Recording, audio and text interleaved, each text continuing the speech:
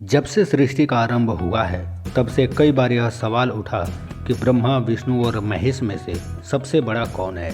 हमारे पुराणों में इसके विषय में कई कथाएं मिलती हैं। श्रीमद् भगवत कथा के अनुसार एक बार सप्त ऋषियों में यह चर्चा हो रही थी कि ब्रह्मा, विष्णु और महेश में से सबसे बड़ा कौन है। इसलिए उन्होंने त्रिदेवों की परीक्षा लेने की सोची और यह कार्य भृगु ऋषि को सौंपा गया। अपने इस उद्देश्य से भृगु ऋषि परमपिता ब्रह्मा के पास गए और उन्होंने उनका अपमान किया। इस अपमान से ब्रह्मा जी क्रोधित हो गए और बाद में भृगु ऋषि शिव जी के पास गए। उन्होंने शिव जी का भी अपमान किया। फिर वह भगवान विष्णु के धाम वैकुंठ गए, जहाँ भगवान विष्णु अपनी शेष शैया पर विश्राम कर रहे थे।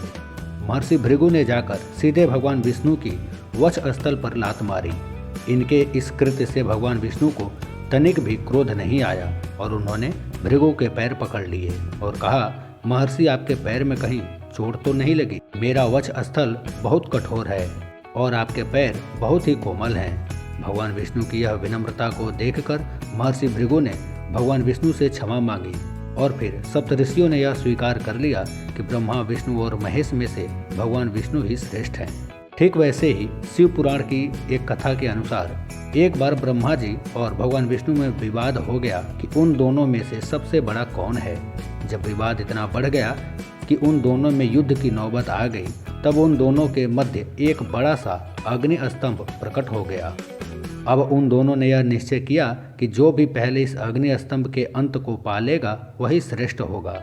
भगवान विष्णु उस स्तंभ के अंत को पाने के लिए नीचे की ओर गए और ब्रह्मा जी ऊपर की तरफ गए। दोनों में से कोई भी इस अग्नि स्तंभ के अंत को पाने में सफल नहीं हुआ। भगवान विष्णु ने तो अपनी हार स्वीकार कर ली, लेकिन ब्रह्मा जी ने असत्य कहा कि उन्हें अंत मिल गया है, इसलिए मैं श्रेष्ठ हूँ।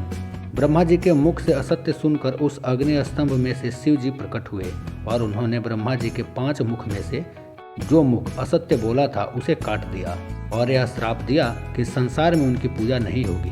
भगवान विष्णु ने प्रसन्न होकर उन्हें अपने समान पूजे जाने का वरदान दिया। यह कथा शिव पुराण की है, जिसके अनुसार शिव जी सबसे बड़े हैं। हमारी दृष्टि से भगवान जो करते हैं वह लीला होती है और उनकी लीला के पीछे क्या कारण होता है वह भृगु जैसे महर्षि भी नहीं समझ सकते। ब्रह्मा, विष्णु और महेश तो सर्वज्ञ हैं। उन्हें जरूर ज्ञात हो गया होगा कि भृगु ऋषि उनकी परीक्षा ले रहे हैं। ऐसा ना होता तो वह भृगु ऋषि को दंड जरूर देते। देखा जाए तो भृगु ऋषि की लात उस महाकाली के चरण के आगे कुछ भी नहीं है, जो महाकाली ने महादेव की छाती पर रख दिया था और सृष्टि रक्षा के लिए महादेव ने महाकाली के पांव की ठोकर खाना भी स्वीकार कर लिया था। इन कथाओं के बावजूद हमें यह लगता है कि इन तीनों में से कौन बड़ा और कौन श्रेष्ठ है, यह तुलना हमारे जैसे मनुष्य नहीं कर सकते। शिव पुराण और विष्णु पुराण, इन दोनों में इन त्रिदेवों को अभिन्न बताया गया है। हमारे पुराणों में यहाँ तक कह दिया गया है कि जो मनुष्य शिव द्रोह करके श्री विष्णु की पूजा करता है और जो मनुष्य श्री विष्णु द्रोह करके शिव की पूजा करता है, उनकी पूजा कभी स्वीकार नहीं की जाती। गीता में भगवान श्री कृष्ण ने कहा है कि रुद्रों में शंकर हूँ। इसका मतलब यह भी होता है कि जो रुद्र है वही श्री कृष्ण है और जो श्री कृष्ण है वही नारायण है।